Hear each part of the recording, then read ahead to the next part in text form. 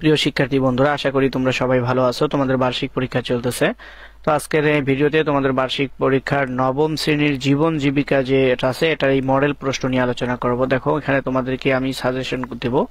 এই সাজেশন অনুযায়ী model test থেকেই তোমাদেরকে যে সাজেশন দিচ্ছি, যে প্রশ্নগুলো দাগায় দিচ্ছি, এগুলো যদি তোমরা পড়ো, তোমরা দেখবা যে তোমাদের ইনশাল্লাহ 99% বা শতভাগই কমন পাওয়ার সম্ভাবনা অনেক বেশি আছে। কারণ ইতিপূর্বে যে সাজেশনগুলো আমি তোমাদেরকে যে সাবজেক্টগুলো দিয়েছি, তোমরা অবশ্যই তারা জানো, যারা দেখছো ভিডিওগুলো, যে তোমাদের কমন পড়ে কিনা। তোমরা ভিডিওটি শুরু থেকে শেষ পর্যন্ত স্কিপ না করে দেখো। আশা করি তোমরা এখান থেকে খুব ভালো মার্ক উঠাইতে পারবে এই ভিডিওর মাধ্যমে।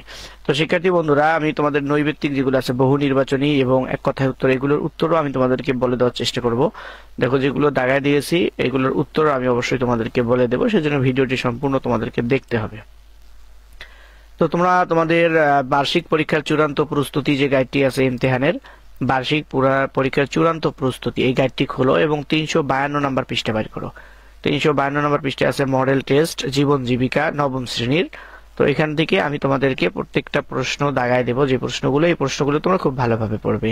তো এখানে দেখো নৈর্ব্যক্তিক আছে। আচ্ছা, নৈর্ব্যক্তিকের উত্তর যেহেতু আমি বলবো, সেহেতু নৈর্ব্যক্তিকগুলো একটু পরে আমি তোমাদেরকে দাগায় দিচ্ছি। আগে আমি তোমাদেরকে বড় প্রশ্ন যেগুলো, এগুলো একটু দাগায় দিই। দেখো, এখানে রচনামূলক প্রশ্ন, দৃশ্যপট নির্ভর, এখানে সংক্ষিপ্ত প্রশ্ন। দেখো, আচ্ছা, সংক্ষিপ্ত প্রশ্ন থেকেই আমি তোমাদেরকে দাগায় দিচ্ছি। তাহলে পৃষ্ঠা নাম্বার তোমরা দেখো, এখানে 352 নাম্বার পৃষ্ঠার সংক্ষিপ্ত প্রশ্ন 75। এখানে দেখো 20 নাম্বার, 10টা প্রশ্নের উত্তর দিতে হবে। তো এখান থেকে তোমরা 5 নাম্বারটা পড়বা, 5 নাম্বার, তারপরে 8 নাম্বার এটাও পড়বা। তারপরে দেখো তোমাদের দৃশ্যপটবিহীন প্রশ্ন 1 নাম্বারটা পড়বা। বিনিয়োগকারীদের ঝুঁকি গ্রহণ সক্ষমতা কোন কোন বিষয়ের উপর নির্ভর করে, এই প্রশ্নটা খুব ভালোভাবে পড়বা। যেগুলো দাগায় দেবো এগুলো খুব ভালোভাবে পড়বা। তারপরে দেখো দৃশ্যপট নির্ভর প্রশ্ন, দৃশ্যপট নির্ভর 5টি প্রশ্নের উত্তর দিতে হবে। এখান থেকেও তোমরা 1 নাম্বারটা পড়বা।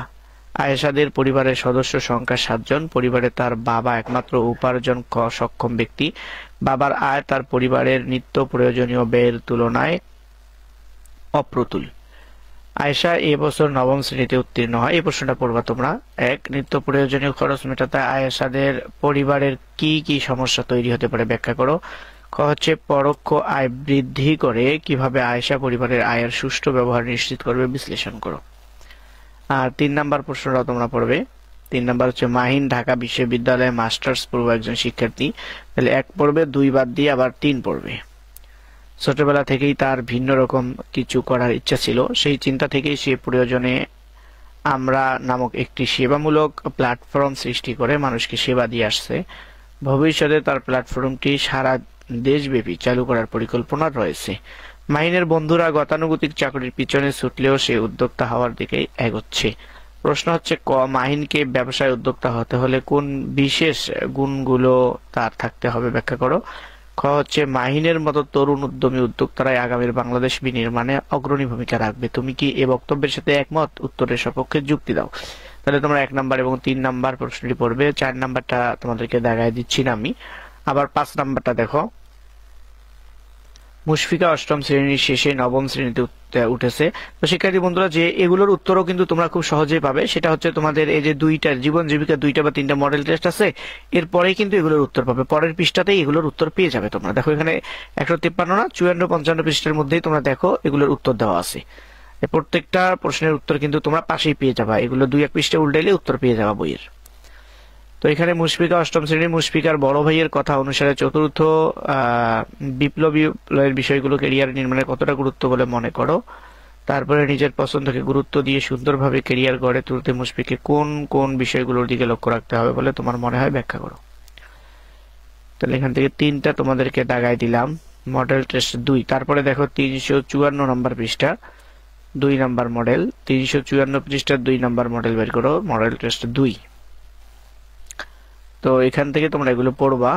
এগুলোর উত্তর তো আমি বলে দেবো, তাই এগুলো একটু পরে দিচ্ছি। তারপরে দেখো রচনামূলক প্রশ্ন, ওই যে 20টার ওখানে কয়েকটা দাগায় দিয়েছিলাম, এখানে 2-1টা পড়বে তোমরা ভালো করে, এগুলো পড়বে। তারপরে দেখো দৃশ্যপটবিহীন, এখান থেকে দাগায় দিলাম না, পরের পৃষ্ঠা যাই আমরা। আচ্ছা, নৈর্ব্যক্তিকগুলো পরেই বলে দিই।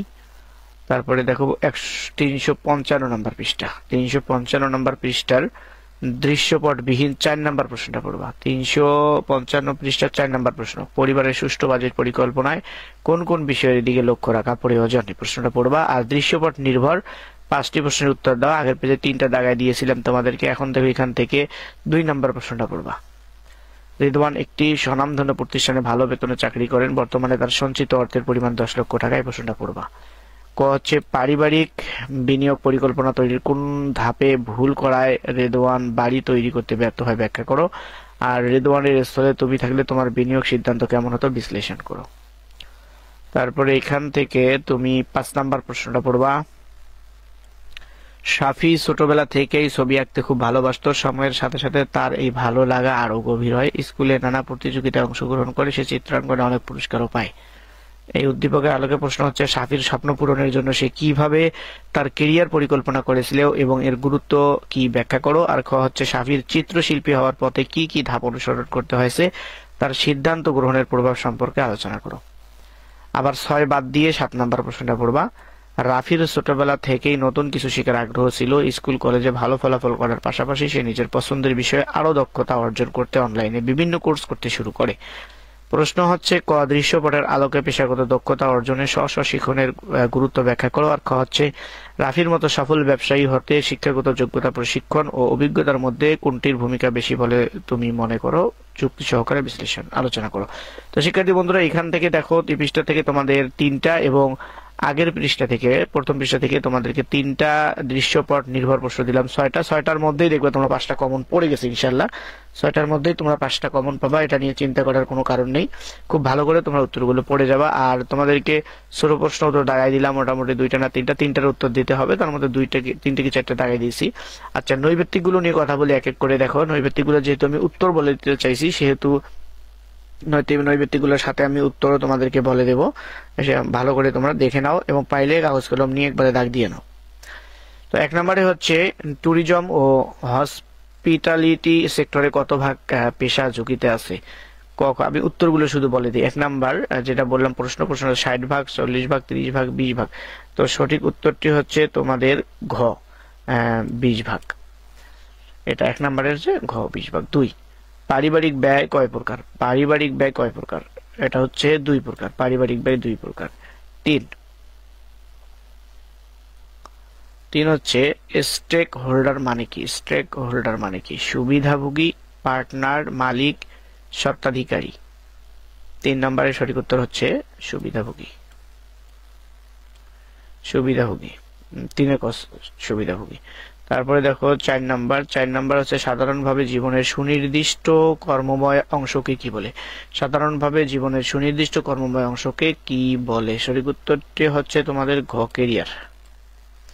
4 নম্বরের উত্তর কেরিয়ার। তারপরে 5 নাম্বার দেখো 4IR এর পূর্ণরূপ কি, 4IR এর পূর্ণরূপ হচ্ছে তোমাদের ফোর্থ ইন্ডাস্ট্রিয়াল রেভলিউশন, ঘ নাম্বার।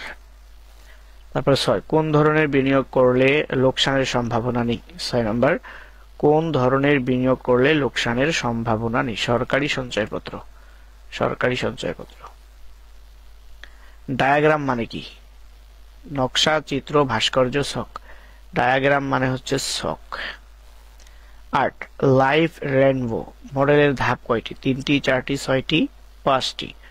8 নাম্বার এটা হলো 5টি। জমির নামজারি করানো অফিসের নাম কি, জমির নামজারি করানো অফিসের নাম কি, sub registry, AC land office, AC land office.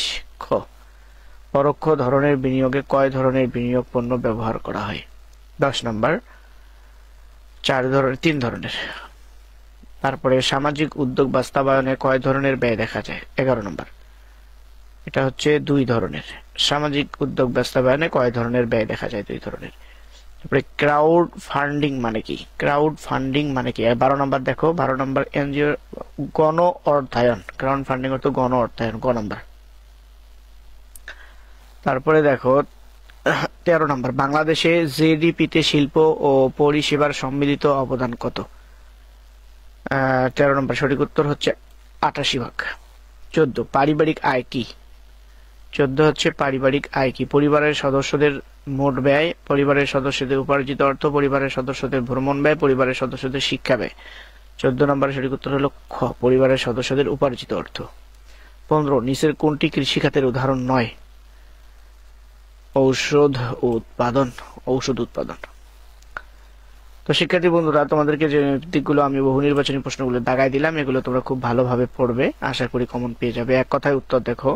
আচ্ছা, এখানে এক কথায় উত্তরগুলোরও আমি তোমাদের প্রশ্নগুলোরও উত্তর আমি তোমাদেরকে বলে দেব, বা যতটুকু পারি চেষ্টা করব বলে দেওয়ার। দেখো 16 নম্বর, সামাজিক উদ্যোক্তার প্রধান লক্ষ্য কি থাকে? সামাজিক উদ্যোক্তার প্রধান লক্ষ্য কি থাকে? উত্তর হচ্ছে সমাজের কল্যাণ। উত্তর সমাজের কল্যাণ। 17 জমিদারি প্রথা বিলোপ হয় কত সালে? 1950 সালে। সঠিক উত্তর হলো 1950 সালে। 18 ব্যয়ের ধরন কয়টি? দুইটি। উত্তর হলো দুইটি। স্টেক হোল্ডার মানে কি? 19 নম্বর, স্টেক হোল্ডার মানে কি? সুবিধাভোগী। সুবিধাভোগী। ডোনাল্ড সুপারের দেওয়া মডেলটির নাম কি? 20 নম্বর, ডোনাল্ড সুপারের দেওয়া মডেলটির নাম লাইফ রেইনবো। Life rainbow. পরোক্ষ বিনিয়োগ কয় ধরনের হয়ে থাকে? 3 ধরনের। পরোক্ষ বিনিয়োগ 3 ধরনের হয়ে থাকে। অপারেটিং বা কার্যক্রম ব্যয় কয় ভাগে বিভক্ত? 22 নম্বর, অপারিং বা এটা হলো 2 ভাগে বিভক্ত। 23 নম্বর, পণ্য উৎপাদনের জন্য যে ব্যয় হয় তাকে কি বলে? 23 নম্বর, পণ্য উৎপাদনের জন্য যে ব্যয় হয় তাকে বলে উৎপাদন। 24 উত্তর হলো উৎপাদন। উৎপাদন ব্যয় আর কি, উত্তর পুরো উত্তরটা হবে উৎপাদন ব্যয়। পণ্য উৎপাদনের জন্য যে ব্যয় হয় তাকে বলে উৎপাদন ব্যয়। উত্তর হচ্ছে উৎপাদন ব্যয়। 24 পণ্য কি? দূর অনুধাবন। পণ্য হচ্ছে পণ্য কি? পণ্য হচ্ছে বিক্রির জন্য রাখা দ্রব্য। উত্তর বিক্রির জন্য রাখা দ্রব্য। 25 জীবনের সুনির্দিষ্ট কর্মময় অংশকে কি বলে? কেরিয়ার। উত্তর হচ্ছে কেরিয়ার। খ বিভাগ রচনামূলক অংশ। দেখো এখানে 10টির উত্তর দিতে হবে। আগে আমি দাগাই দিয়েছিলাম তোমাদেরকে, আবারও তোমাদেরকে সাজেস্ট করতেছি। মূলধনী পণ্য কাকে বলে? 4 হচ্ছে 4IR বলতে কি বোঝায় ব্যাখ্যা করো। গ্রিন পরিবেশ কি? সংক্ষেপে লেখো। 4 হচ্ছে বাণিজ্য বলতে কি বোঝায় ব্যাখ্যা করো। 5 স্থির ব্যয় কি? উদাহরণ সহ বর্ণনা করো। 6 হচ্ছে স্বল্পমেয়াদী বিনিয়োগ কাকে বলে? 7 ব্যয় পরিকল্পনা বলতে কি বোঝো? 8 পারিবারিক সহিংসতা বলতে কি বোঝায়? 9 ব্যবসায় পরিকল্পনা করা হয় কেন? 10 হচ্ছে সেবা খাত বলতে কি বোঝায়? তারপরে যে রচনামূলক দৃশ্যপট বিহীন, এর আগে 3টা না 4টা দাগাই দিছি, এখানে আরো 2টা তোমাদেরকে বলতেছি, সাজেস্ট করতেছি, 2টো পড়বে। বাংলাদেশের অর্থনৈতিক খাত কয়টি ও কি ব্যাখ্যা করো। আর আর্থিক লেনদেনের ক্ষেত্রে নৈতিকতা খুব গুরুত্বপূর্ণ, ব্যাখ্যা করো। তো শিক্ষার্থী বন্ধুরা, আমি তোমাদেরকে মোটামুটি পুরা 100 মার্কের প্রশ্নই দাগাই দিয়েছি। দেখো হয়তো কয়েকটা করে 2-3টা করে বাড়তি আছে বা কোথাও সমান দিয়েছি। আশা করি এগুলো যদি পড়ো এখান থেকে তোমরা শতভাগ কমন ফালাইতে পারবে, শতভাগ কমন পড়বে ইনশাআল্লাহ আশা করি। চ্যানেলটি যারা এখনো সাবস্ক্রাইব করোনি, চ্যানেলটি সাবস্ক্রাইব করে সাথে থাকবে।